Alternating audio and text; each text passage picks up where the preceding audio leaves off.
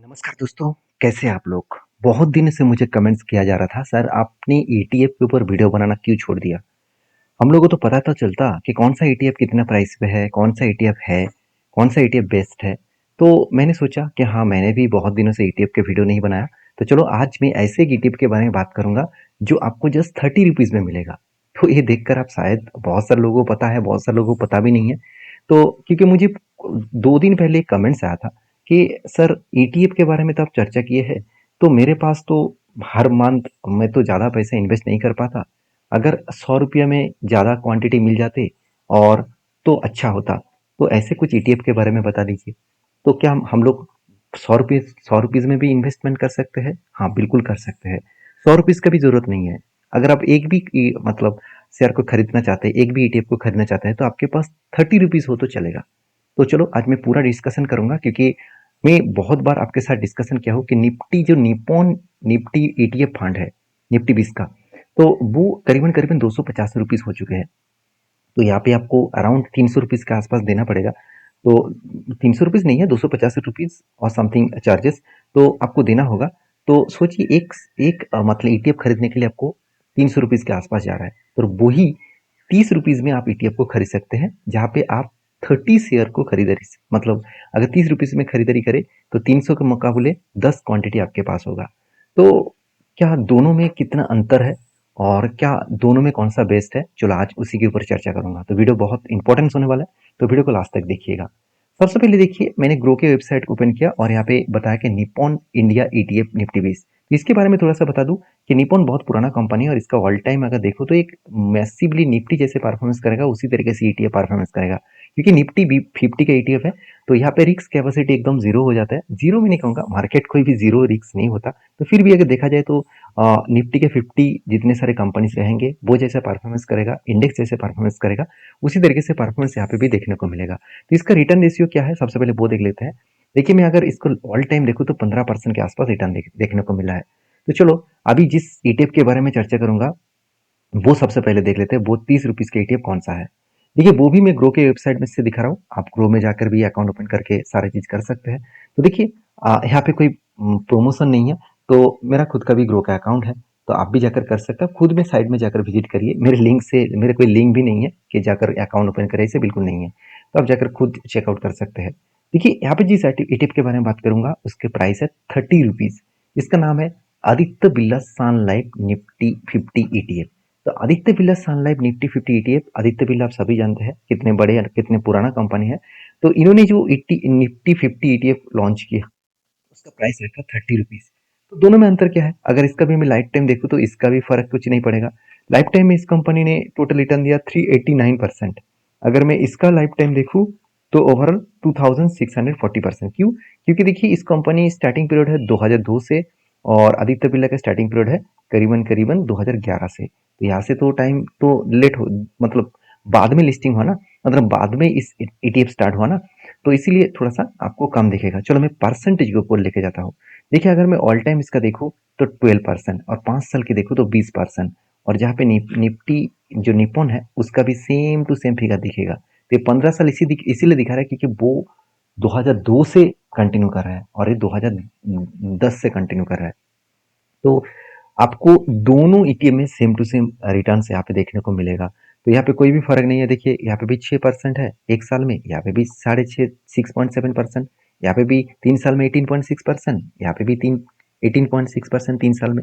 तो कोई भी फर्क आपको नहीं दिखेगा।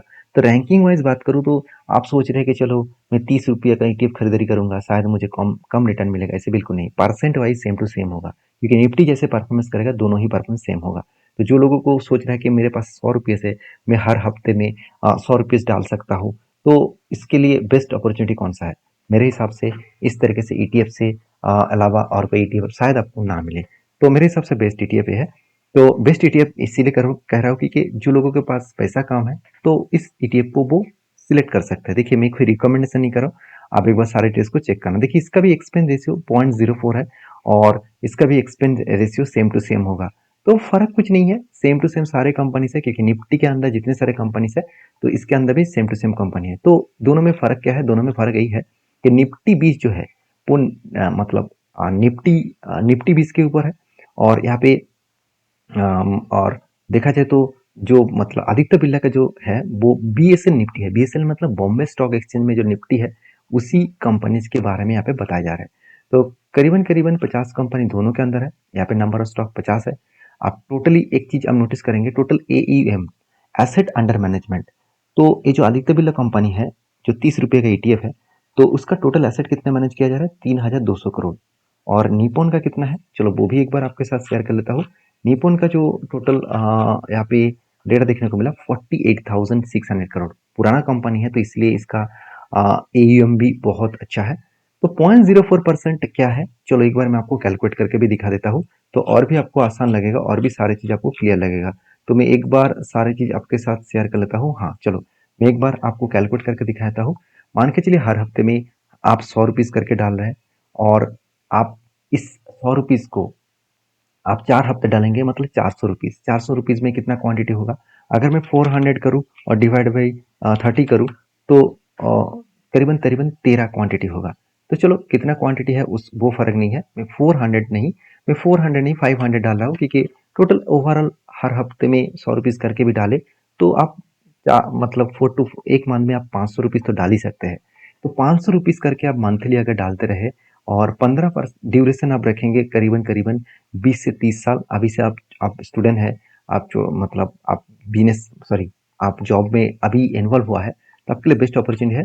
चलो मैं 30 साल तक इसको पकड़ लेता हूँ, और यही मुझे क्या चाहिए, मुझे 15% के हिसाब से यहाँ पे रिटर्न कंपनी दे रहा है। तो चलो मैं 15% छोड़ ही देता हूँ, मैं 13% पकड़ लेता हूँ।